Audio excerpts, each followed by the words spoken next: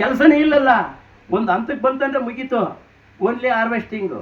ಎಲ್ಲೇ ಒಂದು ಸಂದಿಗ್ಧ ಹಂತಗಳಲ್ಲಿ ನೀರು ಕೊಟ್ಟರೆ ಮುಗೀತು. ಲೈಟ್ ಕೆಲಸ,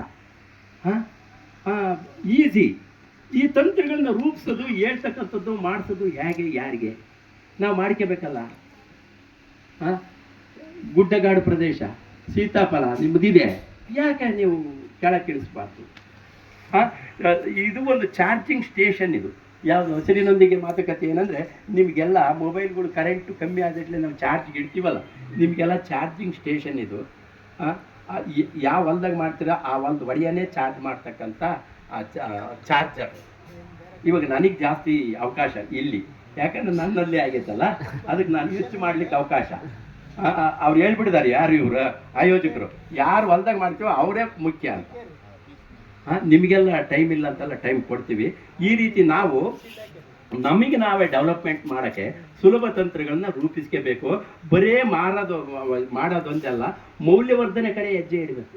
ನಾವು ಬೇಲದಲ್ಲಿ ಬಿಡುಗಡೆ ಆಗಿರೋ ನಾಲ್ಕು ಸಂಶೋಧನೆ ಆಗಿದ್ದಾವೆ, ಇನ್ನು ಬಿಡುಗಡೆ ಆಗಿಲ್ಲ. 8 ಉತ್ಪನ್ನಗಳು ಬೇಲದಲ್ಲಿ. ಆ ಚಿಪ್ನಲ್ಲಿ ಏನೋ ಮಾಡ್ಬೋದು ಅಂತ ಯೋಚನೆ ಮಾಡಿದೆ. ಆ ಚಿಪ್ಪು ಬರ್ತತ್ತಲ್ಲಪ್ಪ, ಬೇಲ್ದಲ್ಲಿ ನೋಡಿತೀವಲ್ಲ, ಆ ಚಿಪ್ನಲ್ಲಿ ಒಂದು ವಾಷಿಂಗ್ ಪೌಡ್ರ್ ಮಾಡಿ ನಾನು, ಅದ್ಭುತ. ಅದನ್ನೇನ ಬ್ರ್ಯಾಂಡ್ ಮಾಡಿ ಬಿಡುಗಡೆ ಮಾಡಿಲ್ಲ. ಇಲ್ಲಿ ರವಿತೇಜ ಎಲ್ಲಿದ್ದೀರಿ? ಅದ್ರ ಬಗ್ಗೆ ಒಂದೇ ನಿಮಿಷ ಹೇಳ್ತೀರಿ, ಹೇಗಿತ್ತು? ತಾತ ಅವರು ಸವಾಸ ಮಾಡಿ 3 ವರ್ಷ ಆಯಿತು. ಫಸ್ಟಿಗೆ ಬೆಂಗಳೂರಲ್ಲಿ ಇವೆಂಟ್ ಮ್ಯಾನೇಜ್ಮೆಂಟ್ ಬಿಸ್ನೆಸ್ ಇತ್ತು.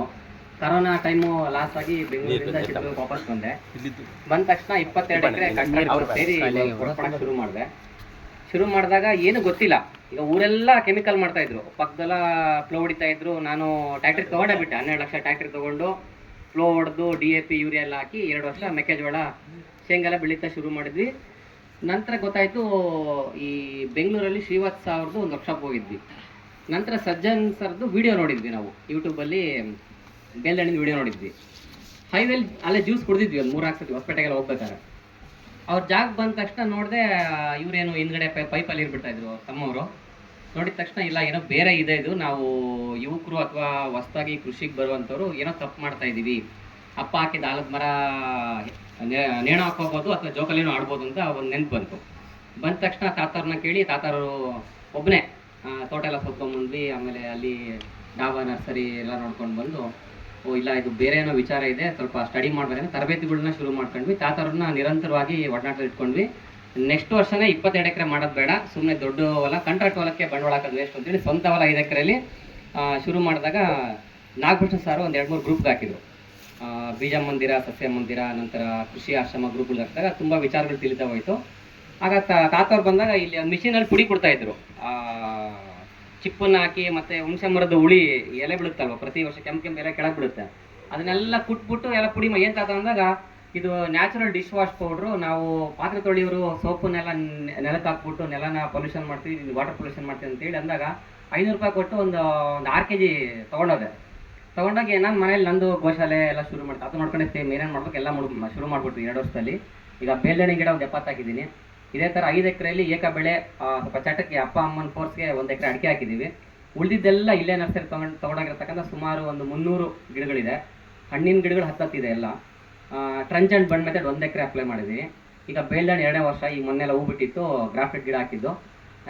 ಅದೇ ಪೌಡ್ರನ್ನ ಯೂಸ್ ಮಾಡ್ತಾಯಿದ್ದೀವಿ. ತೀರಾ ಜಿಡ್ಡಂದಾಗ ಒಂದು ಸ್ವಲ್ಪ ಸೋಪನ್ನು ಯೂಸ್ ಮಾಡಿ ಪಾತ್ರೆಗಳನ್ನ ತೊಳಿತಾ ಇದ್ದೀವಿ. ಚೆನ್ನಾಗಿದೆ, ಅದು ಒಳ್ಳೆ ಪೌಡ್ರು. ಇಲ್ಲಿ ನನಗೆ ಭಾಳ ಇಂಟ್ರೆಸ್ಟ್ ಬಂದಿದ್ದು ಮೌಲ್ಯವರ್ಧನೆ. ಒಬ್ಬ ರೈತ ಒಂದು ಪ್ರಾಡಕ್ಟ್ನ ಮಾಡ್ಕೊಂಡ್ರೆ ಸಾಕು, ಆರಾಮಾಗಿ ಜೀವನ ಮಾಡ್ಬಿಡ್ಬೋದು. ಸದ್ಯ ನಾನು ಈಗ 2ನೇ ವರ್ಷ ಕಲಿತಾ ಇರ್ತಕ್ಕಂಥವನು, ಇನ್ನೂ ತುಂಬ ಕಲಿಯೋದಿದೆ. Thank you. ಕೂನಬೇವು ಸರ್, ಇಲ್ಲೇ ಚಿತ್ರದುರ್ಗ ಬಾರ್ಡ್ರು, ಇಲ್ಲಿಂದ 38 ಕಿಲೋಮೀಟ್ರ್ ದೂರ ನಮ್ಮ ಹೊಲ. ಕೂನಬೇವು ಅಂತ, ಕೂನಬೇವು. ಇವರು ನಿನ್ನೆಯಿಂದ ಇಲ್ಲೇ ಇದ್ದಾರೆ. ನಮಗೆ ಇದನ್ನೆಲ್ಲ ರೆಡಿ ಮಾಡಿದ್ದು ಇವರೇ. ನನಗೆ ಬಲಗೈಯಾಗಿ ಈಗ ನಿಮಗೆಲ್ಲ ಬೀಜ ಬಂದದವಲ್ಲ, ಎಲ್ಲರಿಗೂ ಒಂದೊಂದು ಪಾಕೆಟ್ ಬೀಜ ಕೊಟ್ಟಿವಲ್ಲ, ಇಂಥ ಚಾಳಿಗಳು ಆಗಬೇಕಂತ ನಾವು ಬೆಳೆದದ್ದು ಸಣ್ಣದಾಗ ಕೊಟ್ಟರೆ ನಿಮಗೇನೋ ಅಲ್ಲಿ ತರಕಾರಿ ಥರ ತಪ್ತಲ್ಲ ನೀವು ಬೆಳೆಸಿದ್ರೆ ಪ್ರೇಮದಿಂದ.